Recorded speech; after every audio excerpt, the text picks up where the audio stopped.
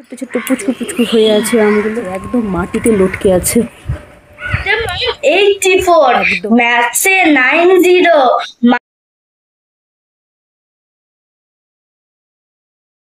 Good morning everyone, আশা করি যারা যে প্রান্ত থেকে আমার এই ভিডিওটি দেখছেন সকলে ভালো আছেন, আমিও ভালো আছি।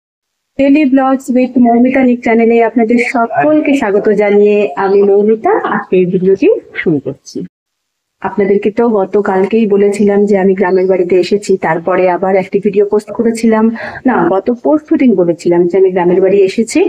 আর গতকালকের ভিডিওতে রামনবমী পুজোর ভিডিও আপনাদের সাথে শেয়ার করেছিলাম। আর আজ তো গ্রামের বাড়িতে এখানে রান্নার লোক আছে, কাজের লোক আছে, তাই তেমন কোনো সেরকম কাজ করিনি। তো জাস্ট আপনাদের সাথে একটু আমাদের উঠোনে যে গাছগুলো আছে সেটাই আপনাকে একটু দেখিয়ে দিই। চলুন আপনাদেরকে একটু দেখিয়ে দিই। এই যে দেখুন আমাদের উঠোনটার মধ্যে, এই যে এটা আমাদের উঠোন। এই যে কালকে দেখিয়েছিলাম এই বজরংবলী থানে এখানে পুজো হয়েছিল। আর এই ধানটার পাশেই আছে আমের গাছ আমাদের। এই যেটা একটা আমের গাছ, এখানেও আমের গাছ আছে, কিন্তু এবার আমগুলো না এখনো পুচকু পুচকু হয়ে আছে। দেখুন এই যে ছোট্ট ছোট্ট পুচকু পুচকু হয়ে আছে আমগুলো, এই যে। আর ওপরে যেগুলো আছে সেটা তো দেখানো সম্ভব না অতদূর। এই যে আরেকটা দেখুন কত ছোট্ট পুচকু হয়ে আছে, এই যে। তো এখানে কিছু আম গাছ আছে আমাদের, ছোট ছোট আম গাছ। এটা একটা পেঁপে গাছ আছে, পেঁপে গাছে আবার পেঁপেও হয়েছে। চলুন দেখিয়ে দিই আপনাদের। এটা পেঁপেও হয়েছে। আর এটা আমাদের একটা কালকের ভিডিও যারা দেখেছেন তারা দেখেছেন হয়তো যে এখানে আমাদের সব রান্না বান্না হয়েছিল। এখানে তেমন রান্না বান্না হয় না, কিন্তু এই পুজো টুজোতেই রান্না বান্না হয় একটু এখানে। আর একটা আপনাদের সবচেয়ে মজার জিনিস দেখাই, চলুন। একটা কাঁঠাল গাছ দেখাই আমাদের উঠোনের। এই যে দেখুন কিভাবে নিচ থেকে কাঁঠাল ধরে আছে, দেখুন এই যে কাঁঠাল। এই যে দেখুন আরো নিচে আছে, একদম মাটিতে লটকে আছে, একদম গাছের মাটিতে লটকে লটকে কাঁঠাল ধরেছে। এই যে দেখুন, এই হাতে থেকে হাতে করে সব পারা যাবে, কোনো ব্যাপার না। ওরে বাবা, এদিকেও আরো কত কত কাঁঠাল আছে, সব আমার ছেলের থেকেও নিচের হাইটে। দেখুন একদম মাটিতে লটকে আছে সবগুলো, বরঞ্চ ওপরেই নেই, সব নিচে হয়েছে। আর এই যে দেখুন এখানে একটা সুপারি গাছ, এখানে আরেকটা আম গাছ আছে, ওখানে আরেকটা সুপারি গাছ।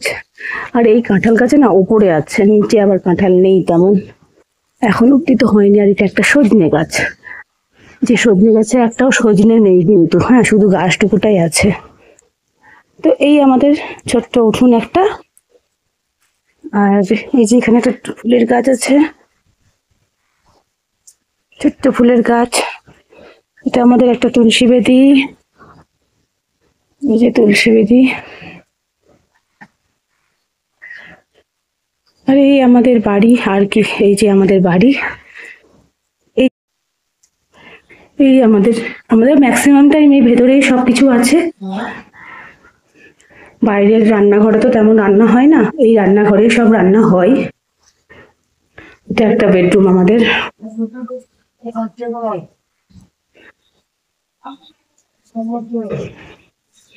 বেডরুম, দরজাটা খুলে আয়। হ্যাঁ হ্যাঁ দরজাটা খুলে আয়। এরা এসছে আমার ছেলের সাথে খেলবে বলে।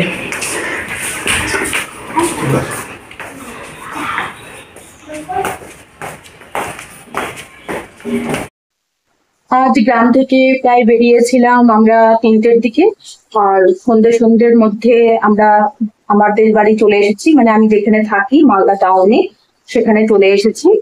কিন্তু আসার আর ভিডিও করতে পারিনি, প্রচুর ব্যস্ততার মধ্যে আজকে এসেছি। তো ব্যস্ততার মধ্যে আর প্রচন্ড রোদের তাপ ছিল, তাই একদম ইচ্ছে করছিল না, শরীরটা একটু ডিস্টার্ব মনে হচ্ছিল, তাই আসার আর ভিডিও করিনি। আর আগামীকাল থেকে আমার ছেলের ক্লাস 3 নতুন স্কুল শুরু হচ্ছে। নতুন স্কুল নয়, ওই একই স্কুলে পড়তো, কিন্তু নতুন ক্লাস শুরু হচ্ছে। তো এসে একদম ব্যস্ত হয়ে গেছি। এই যে দেখুন, ওর পুরো বই খাতা পুরো মানে স্কুল থেকে রুটিন পাঠিয়েছে, নতুন স্যার জয়েন করেছে।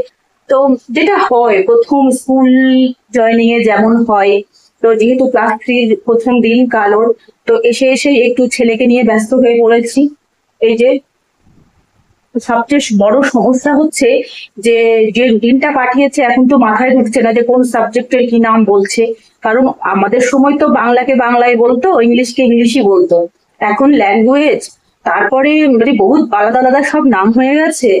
তো এক দুদিন তো একটু বুঝতেই চলে যাবে, তো ওগুলো একটু বোঝার চেষ্টা করছি। তো আজকে আর অন্য কোনো কাজে হাত দিচ্ছি না, জাস্ট এসে এসে ছেলের রুটিন নিয়ে ব্যস্ত হয়ে পড়েছি। ছেলেকে আগামী দিন কালের জন্য রেডি করতে হবে, সেই নিয়ে একটু ব্যস্ত আছি। তো ব্যাস আজকে জাস্ট আপনাদেরকে আমার ছেলের একটা আবৃত্তি শুনিয়ে দিই। কোনো কিছু যখন ভিডিওতে দিতে পারছি না, একটা আবৃত্তি তো দেওয়া যেতেই পারে। আর এই আবৃত্তিটা আজকালকার জন্য খুব মানে কি বলবো, একদম পারফেক্ট আবৃত্তি। তো ছেলের মুখে একটা আবৃত্তি হয়ে যাক। নমস্কার, আমার নাম অনিরণ সিংহ। আমি একটি কবিতা বলবো। কবিতাটার নাম বাংলা টাংলা, লিখেছেন অপূর্ব দত্ত। অ্যানুয়ালের রেজাল্ট হাতে বাড়ি ফিরলো ছেলে। মা বলল, কোন পেপারে কত নাম্বার পেলে?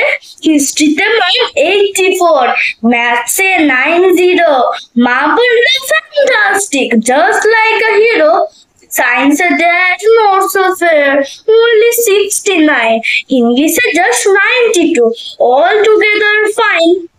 জিওগ্রাফির পেপারে তো 100 উঠিয়ে দিল বেঙ্গলিটা, ভেরি পুয়ার গ্রেড। ছেলের মাথায় হাত রেখে মা ঠোঁট বেঁকিয়ে বলে, নেভার মাইন্ড, বেঙ্গলিটা না শিখলেও চলে। বাবা বলল, বেশ বলেছ বঙ্গমাতার কন্যে, বাংলা টাংলা আমার মতো অশিক্ষিতের জন্য। বিদ্যাসাগর, রবীন্দ্রনাথ, নেহাত ছিলেন বোকা, না হলে কেউ শখ করে হয় বাংলা বইয়ের বোকা। মা বলল, "তো ওর ফলসটা কিসে? স্কুলে কেন বেঙ্গলিটা পড়ায় না ইংলিশে?" নমস্কার।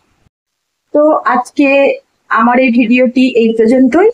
যদি ভিডিওটি আপনাদের ভালো লেগে থাকে তাহলে অবশ্যই লাইক কমেন্ট শেয়ার করে দেবেন। আর যদি নতুন কেউ এই ভিডিওটি দেখেন তাহলে অবশ্যই ভালো লাগলে চ্যানেলটি একটু সাবস্ক্রাইব করে দেবেন। বন্ধুরা পাশে থাকলেই কিন্তু আমি এগোতে পারবো। এখন অনেকটা পথ বাকি, একটু ভালোবেসে একটু পাশে থাকবেন। তাহলে আজকের মতো টাটা, কাল আবার দেখা হবে সকাল 8টায় নতুন ভিডিও নিয়ে। টাটা।